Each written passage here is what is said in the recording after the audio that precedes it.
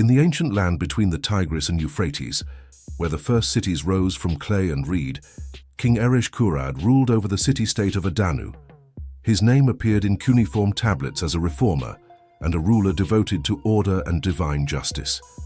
His reign began during a period of civil unrest that had fractured the Mesopotamian plains. Before his rise to power, Eresh-Kurad had served as a scribe in the temple of Enlil, where he studied law codes and omens. His understanding of administrative systems and his devotion to the gods gave him favor among priests and generals alike. When the previous ruler died without an heir, the Council of Elders appointed Eresh-Kurad as king, believing his scholarly background would bring stability. Once crowned, Eresh-Kurad began reorganizing the city's governance. He issued decrees that standardized weights and measures, ensuring fairness in trade across the Euphrates Valley. These reforms strengthened his legitimacy among merchants and artisans, who saw in him a ruler guided by rational principles rather than personal ambition. His reign also witnessed the construction of irrigation systems that expanded agricultural production. Grain yields increased, temples flourished, and the archives of Adannu recorded years of abundance. The prosperity under his administration allowed him to commission monuments and temples that honored both Enlil and Ishtar, gods he credited for his success. Despite his achievements, Eresh-Kurad maintained a strict view of justice. He believed that lies and deceit were spiritual diseases that disrupted divine order. His legal codes punished false testimony with severe measures, as he considered dishonesty a crime against the gods themselves. Inscriptions from this era describe him as the purifier of truth and the guardian of divine balance. Foreign relations during his rule were marked by cautious diplomacy. He sent envoys to the neighboring cities of Kish and Lagash to establish trade and mutual defense agreements. When conflict did arise, Eresh-Kurad preferred symbolic demonstrations of strength over open warfare. His armies paraded before rival envoys to project the unity and discipline of Adannu's forces. Within his capital, the king established a council of judges drawn from both priestly and military backgrounds. This council oversaw the application of new judicial rituals intended to align justice with divine will. It was during this period that early records of ordeal-based judgments began to appear. Such rituals sought to reveal truth through the intervention of natural or divine forces.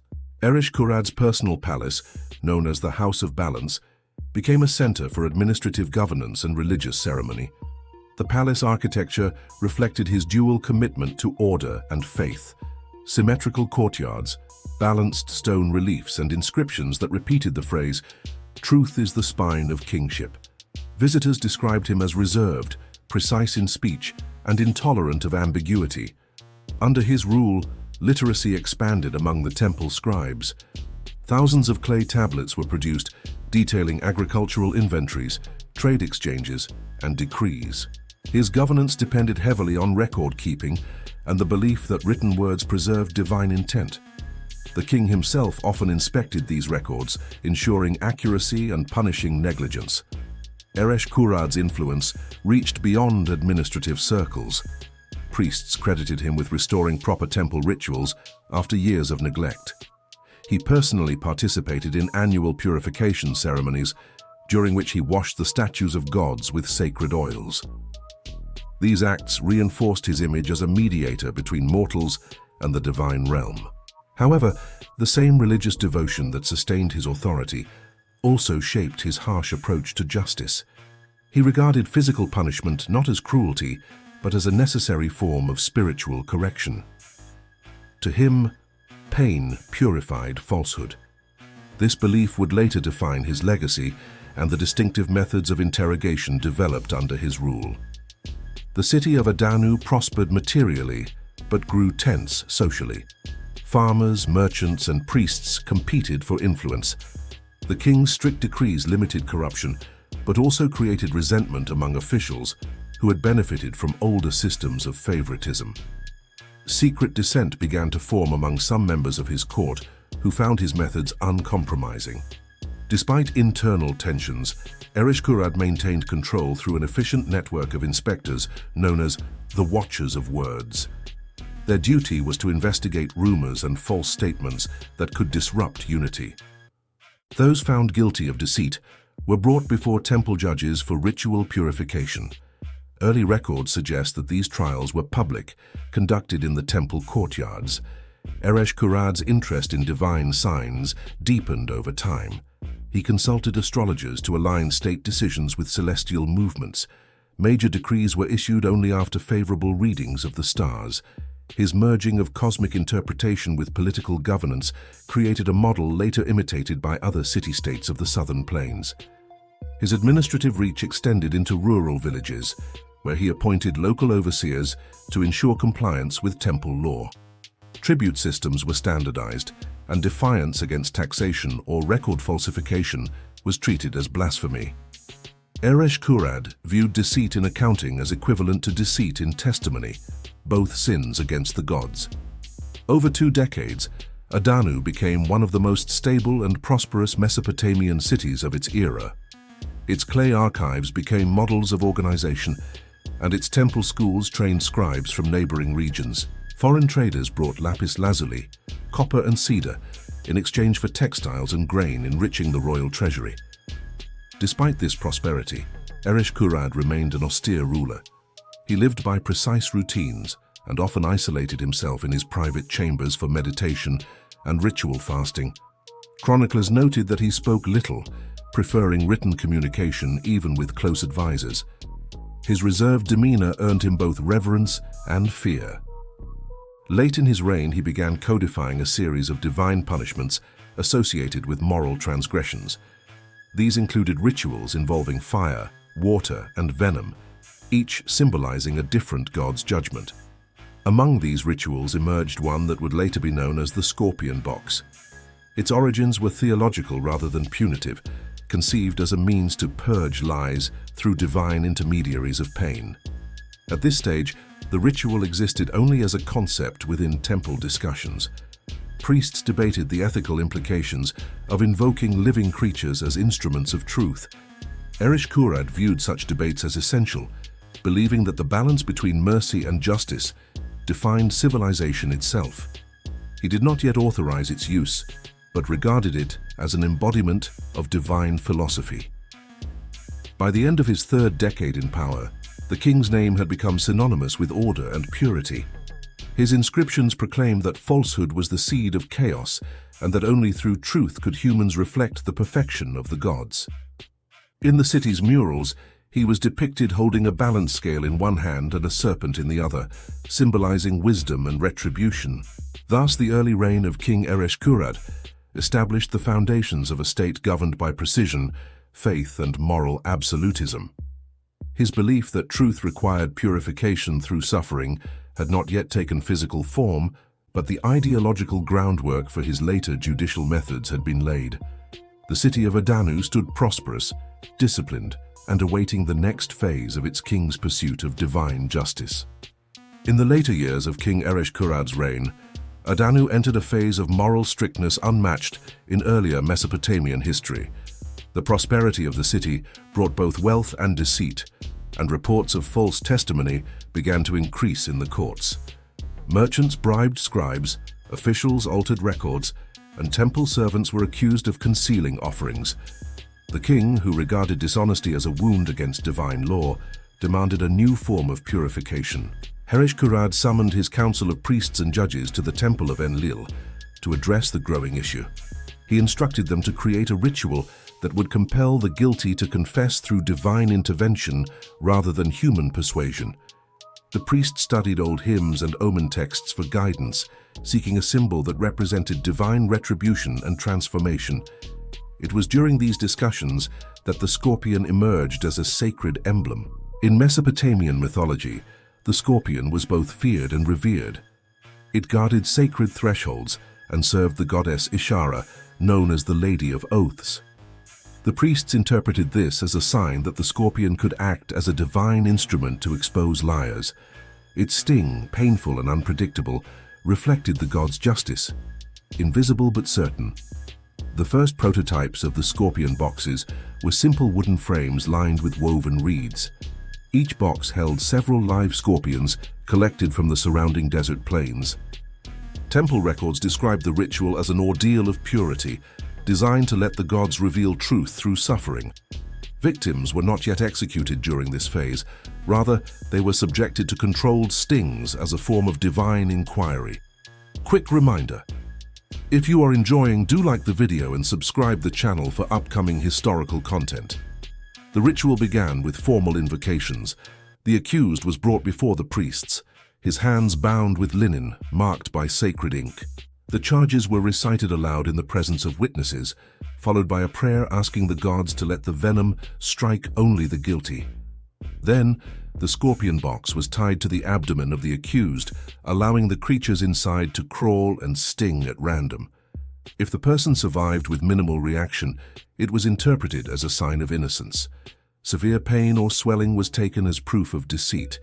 The results were recorded on clay tablets, which were stored in temple archives as evidence of divine judgment. Over time, these rituals gained both reverence and fear among the people. The sight of the scorpion boxes became a warning against falsehood. Eresh-Kurad viewed these ordeals not as cruelty, but as sacred purification. He often attended the rituals in silence, watching as priests conducted them with solemn precision. He believed that through pain, the spirit was cleansed of falsehood, restoring harmony between man and the gods. The king ordered that the ordeal be used only in cases involving perjury, oath-breaking, or corruption within the temple. The priests developed elaborate guidelines to regulate the ritual. The scorpions were to be handled with care and fed small insects before each ordeal, ensuring they were active but not starved. Each box was constructed to specific dimensions, allowing limited movement but preventing escape. The ritual chamber was kept dark, symbolizing the unseen will of the gods. Word of the scorpion boxes spread throughout neighboring city-states. Some rulers condemned the practice as excessive, while others secretly adopted it for their own judicial systems. Foreign envoys visiting Adannu described the ritual in their reports, noting its meticulous structure and the unwavering composure of King Eresh-Kurad during the proceedings. As the ritual became institutionalized, a new class of temple officials emerged, the keepers of the venom. They were trained to handle the creatures, maintain the boxes, and oversee their sanctity. These officials were considered intermediaries between humans and the divine. Their duties were performed with ritual purification and fasting, emphasizing that the ordeal's authority came from the gods alone. Over the years, the ritual expanded beyond the temple courts into the royal administration. Eresh-Kurad decreed that any official found altering records or misusing temple funds would face the scorpion box ordeal. The fear of public exposure through the ritual reduced corruption dramatically, though it also instilled deep anxiety among scribes and merchants. Honesty was no longer merely moral, it was a matter of survival. The ritual's influence extended into culture and art. Stone reliefs from this period depict scorpions encircling the scales of justice, representing divine vigilance. Hymns written in honor of Ishara praised the creatures as the stingers of truth. In schools for scribes, young apprentices were taught to recite oaths invoking the scorpion's name before copying legal documents. However, the increased reliance on the ordeal began to raise concerns among scholars. Some priests questioned whether pain could truly measure divine justice. Others feared that the ritual might be manipulated by those in power. Yet under Eresh-Kurad's command, dissent was subtle and confined to private discussions. His belief in divine retribution left no room for alternative interpretations of law. Scientific observation accompanied the ritual in unexpected ways. Physicians recorded the physiological effects of venom, noting differences between reactions. They developed ointments and poultices to treat survivors, while priests interpreted each reaction as symbolic of the soul's purity. Thus, the ordeal blurred the boundaries between religion, medicine, and governance. Eresh-Kurad continued refining the ritual process. He ordered the construction of a dedicated hall within the palace complex, known as the Chamber of Purity. This hall featured stone benches, water basins, and small altars inscribed with prayers to Ishara. Only the king, high priests, and authorized officials could enter. The ordeal, once public, became increasingly controlled and ritualized. Over time, the number of accusations requiring divine judgment grew. What began as a method to test false witnesses evolved into a political tool to maintain discipline among courtiers. Suspected spies, disloyal scribes, and ambitious nobles found themselves summoned to the Chamber of Purity. Each ordeal was carefully documented, emphasizing procedure and theological justification. Despite the harshness of his system, Eresh-Kurad retained the loyalty of the people. The ritual was perceived as a necessary measure to preserve divine order. Many citizens voluntarily swore oaths beside scorpion symbols to prove their honesty. Fear of the ordeal produced a culture of extreme truthfulness, where even minor lies were considered spiritual corruption. By the 30th year of his reign, the scorpion box ritual had become synonymous with the authority of the throne. Foreign emissaries seeking alliances often witnessed it as a demonstration of Adannu's moral discipline. The ritual's reputation spread across the Fertile Crescent, inspiring fear and admiration in equal measure. Yet within the palace, a quiet unease grew. The king's reliance on divine ordeal began to overshadow civil administration. Judges deferred to priests, and bureaucrats feared clerical oversight. The balance between governance and faith tilted toward absolute ritual authority. For Eresh-Kurad, however, this shift represented not decline, but fulfillment, the realization of a kingdom ruled entirely by divine truth. As the scorpion boxes became central to Mesopotamian justice, their purpose evolved from symbolic purification to permanent punishment. Those who failed the ordeal no longer walked free. The venom, once a divine message, became a sentence. The king saw this not as cruelty, but as the natural conclusion of divine law, that those who could not withstand the truth had no place among the living. Thus, under the reign of King Eresh-Kurad, the scorpion boxes transcended their ritual origins. They became instruments of governance, theology, and fear, a physical manifestation of the king's belief that pain could reveal purity. What began as an act of faith would soon define his legacy and determine the fate of those who questioned his order. In the final years of King Eresh-Kurad's reign, the city of Adannu stood orderly but subdued. Fear had replaced faith, and silence ruled the streets where once the markets had thrived. The scorpion boxes, once symbols of divine purification, had become instruments of control. The ordeal no longer required accusation. Suspicion alone was sufficient to summon a person to the Chamber of Purity. The keepers of venom gained influence within the palace, advising the king on matters beyond justice. Their interpretations of divine signs determined not only guilt, but policy. The priesthood, now divided, questioned whether the gods still favored a ruler who equated pain with purity. Yet few dared speak openly.